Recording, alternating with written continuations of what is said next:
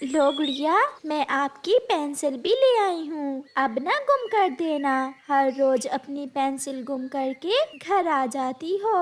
मम्मा, मैं अपना school work करने के बाद अपनी पेंसिल बैग में तो डालती हूँ, मगर जब घर आती हूँ तो बैग में पेंसिल नहीं होती। मुझे तो खुद पता नहीं चलता कि ये क्या जादू हो जाता है। कोई चोर बच्चा होगा। ऐसे गंदे बच्चे हमेशा दूसरों को परेशान करते हैं। फिर दूसरे दिन गुड़िया अपने स्कूल में नई पेंसिल लेकर जाती है। वो बहुत खुश थी। गुड़िया, वाह, आज तो तुम्हारी पेंसिल बहुत सुंदर है। हाँ, मेरी मम्मा कल मेरे लिए नई पेंसिल ले आई थी। और फिर ब्रेक हो जाती है। सब बच्चे प्लेग्राउंड में खेलने चले जाते हैं, मगर जग्गू कौवा चुपके से क्लासरूम में आता है और गुड़िया के बैग से पेंसिल निकालकर अपने बैग में डाल लेता है।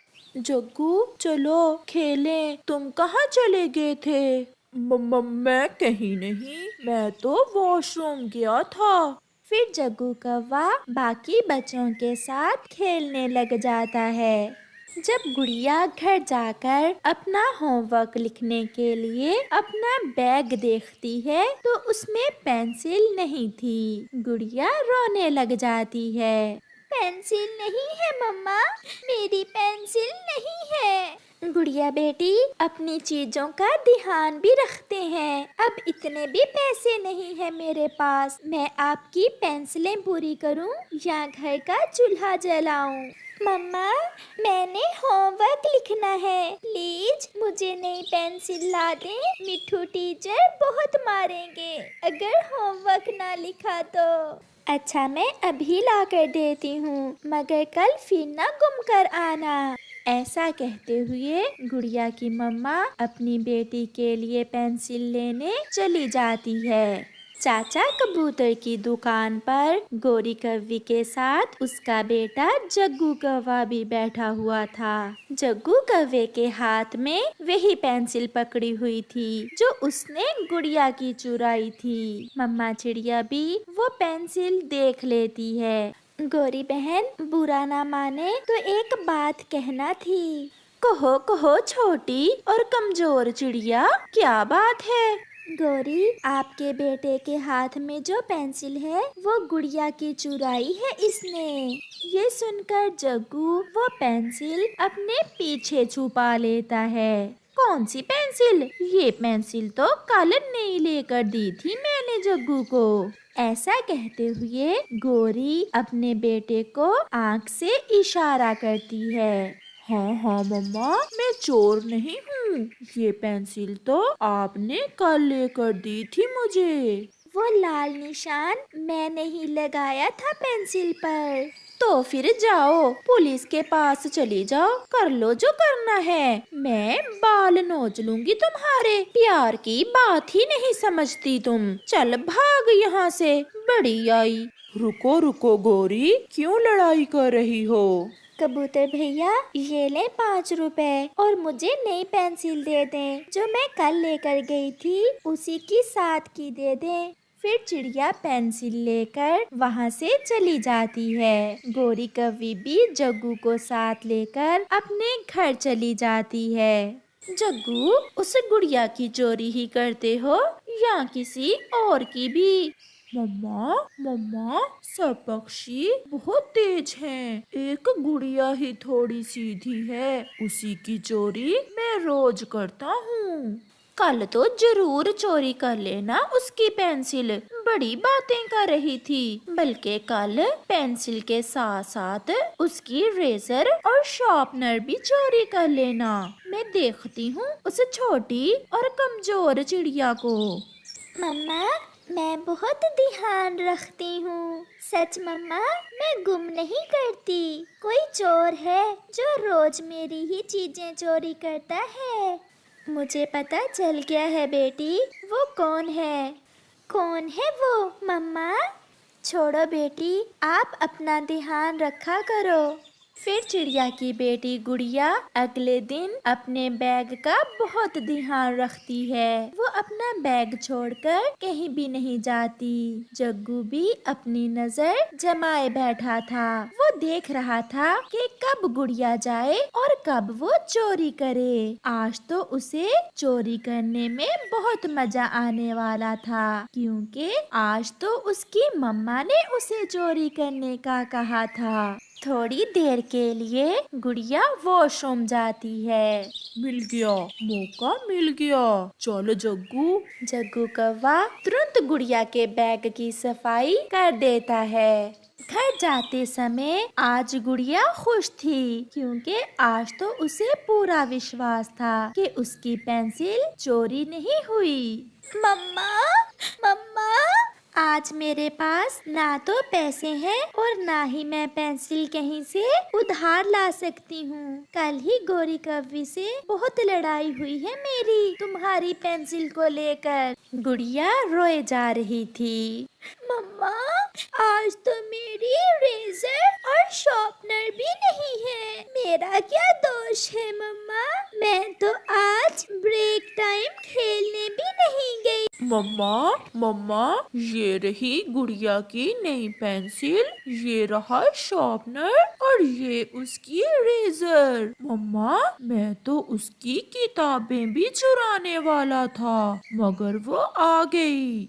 अब पता चलेगा छोटी और कमजोर चिड़िया को। कल बड़ी बातें कर रही थी। शाम को गुड़िया नदी पर पानी पीने जाती है। आज उसने अपना होमवर्क भी नहीं लिखा था। वो बहुत परेशान थी। वो जब से स्कूल से आई थी वो तो रोए ही जा रही थी। फिर वो नदी से पानी पीती है और दूर पहाड़ों पर जाकर बैठ जाती है। वो जंगल की उस दिशा में पहली बार आई थी। गुड़िया बैठी हुई थी कि उसकी नजर एक अजीब से पेड़ पर जाती है।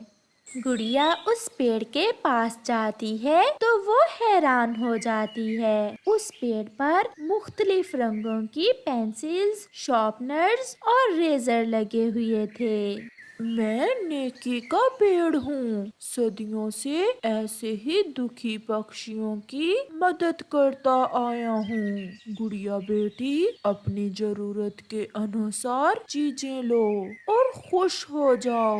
गुड़िया को अपनी आंखों पर विश्वास नहीं हो रहा था। मैं भी हमेशा ऐसे ही नेकी के काम करूंगी और कभी बुराई नहीं करूंगी। जाओ, और जग्गू को उसके किए की सजा भी मिलने ही वाली है। फिर गुड़िया वहाँ से ढेर सारी पेंसिलें, रेजर और शार्पनर तोड़ लेती है और खुशी खुशी अपने घर चली जाती है।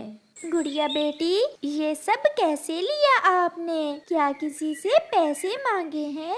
नहीं मम्मा, मैं क्यों मांगूंगी किसी से? मुझे पता है किसी से मांगना अच्छी बात नहीं है। मम्मा, ये तो नेकी के पेड़ ने मुझे दी है और उसने मुझे ये भी बताया कि मेरी चीजें जग्गू कौवा ही चोरी करता है। और नेकी के पेड़ ने बताया कि अब बहुत जल्द जग्गू कौवे को उसके किए की सजा मिलने वाली है। फिर दूसरे दिन गुड़िया कहीं भी नहीं जाती। वो ब्रेक टाइम अपना बैग भी अपने साथ ही ले जाती है। गुड़िया, अपना बैग तो रखाओ क्लास में। नहीं, मैं ऐसे ही ठीक हूँ और तुम जाओ यहाँ से। जग्गू कौवा, जो अपनी चोरी की आदत से मजबूर था, वो क्लास में जाता है और चील के बेटे के बैग से किताब निकाल लेता है। पीछे से चील का बेटा चीलू भी आ जाता है और जग्गू को देख लेता है।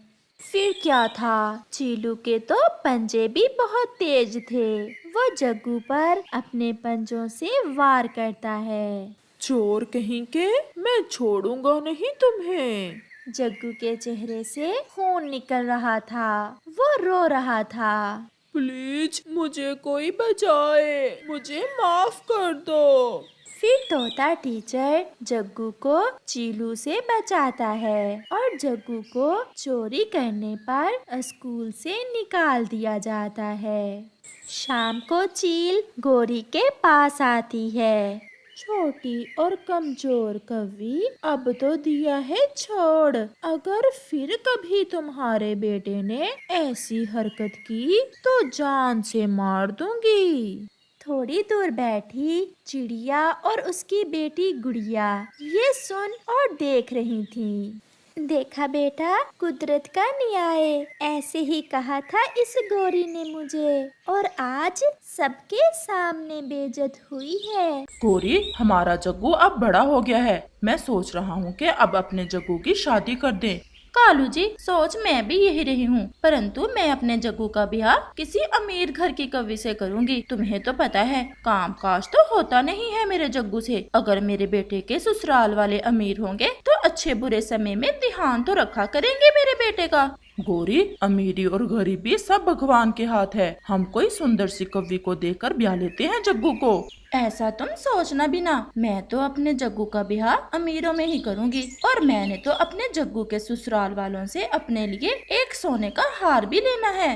बातें तो तुम ऐसे कर रही हो जैसे तुम्हारे मैके वाले बहुत अमीर हैं। मैंने भी तो तुमसे ब्याह किया ही था। मुझे अच्छे से याद है वो दिन जब मैं तुम्हें ब्याहने गया था तो तुम्हारी माँ ने उस दिन भोजन भी मुझसे मांग कर खाया था।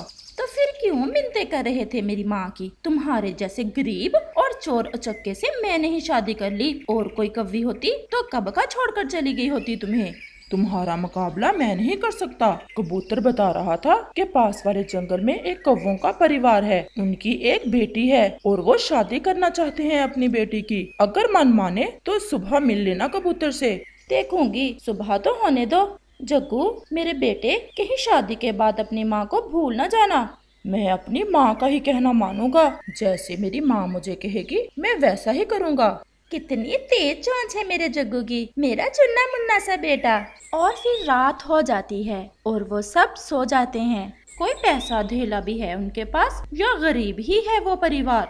गोरी बहन, मैं और चिड़िया गए थे एक दिन दूसरे जंगल। वहाँ नदी पर मिली थी उस कौवे की माँ मुझे। और फिर बातों बातों में उसने अपनी बेटी के रिश्ते के लिए कहा हमें। शादी तो करना है मुझे भी अपने जग्गू की। कबूतर, क्यों ना हम जाकर बात कर रहे हैं उनसे, और मैं देख भी लूंगी अपनी बहू को। हम भोजन लेने जा ही रहे थे। चलो आज उस दिशा में चले जाते हैं और दिखा लाते हैं तुम्हें वो कवि। और फिर गोरी कौवी चिड़िया और कबूतर के साथ अपनी बहू देखने चली जाती है। धूप तो थी लेकिन इतनी भी तेज ना थी, इसलिए वो उड़ते रहते हैं। वो नदी के ऊपर से उड़ते हैं और फिर वो दूसरे जंगल पहुंच जाते हैं। कौवी बहन, ये गोरी कौवी है, ये देखने आई है आपकी बेटी को अपने बेटे के लिए। नमस्ते बहन जी। नमस्ते। जग्गू है मेरे बेटे का नाम। लाखों कौवों में एक है, तेज चोंच है, काला गहरा रंग, मोटी मोटी आंखें हैं मेरे जग्गू की। मेरी बेटी भी बहुत सुंदर है और सबको अपने बच्चे सुंदर ही लगते हैं। चंबेली है नाम मेरी बेटी का। गोरी बहन, आप बताएं आपको चंबेली कैसी लगी? देखने में तो सुंदर है। कोई काम वाम भी सिखा रखा है अपनी बेटी को तुमने?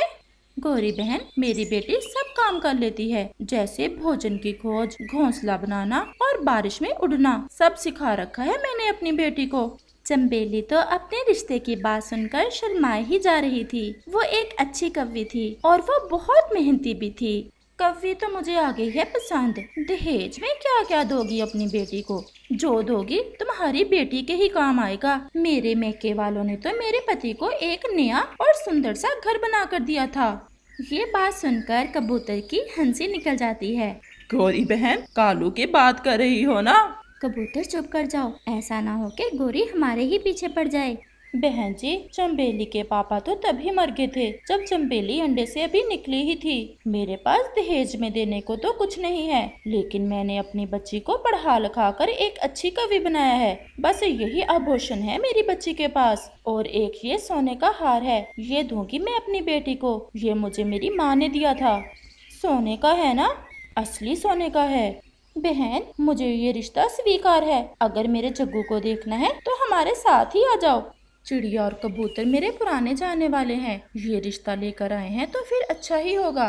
तो फिर कल आ जाएंगे अपने जग्गू की बारात लेकर, जैसे आप सबकी इच्छा। अब हम चलते हैं कव्वी बहन, कल मिलेंगे। और फिर वो सब वहाँ से चले जाते हैं। चिड़िया कितनी लालची है ये गोरी भी, हार का सुनकर तो तुरंत रिश्ते के लिए हाँ कर दी। ये तो है ही लालची, अब देखें अपनी बहू के साथ क्या करती है। और फिर शाम हो जाती है और वो दोनों अपने अपने घरों को चले जाते हैं। वो हार तो बहुत सुंदर था, अगर वो हार मुझे मिल जाए तो मैं तो जंगल की सबसे सुंदर कवि बन जाऊं। अगर मैं उसे बिहा कर ले भी आई तो वो कौन सा वो हार मुझे दे देगी। और फिर गोरी के दिमाग में एक शैतानी आती है और वो अपने घर चली जाती है। देख आई हो रिश्ता? देख तो आई हूँ, लेकिन मेरा मन नहीं मान रहा। गरीब सा परिवार है, दहेज में देने को भी कुछ नहीं है और कवि भी ज्यादा सुंदर नहीं है। मुझे तो पहले ही पता था, जैसे तुम्हारा मन करे, मुझे क्या।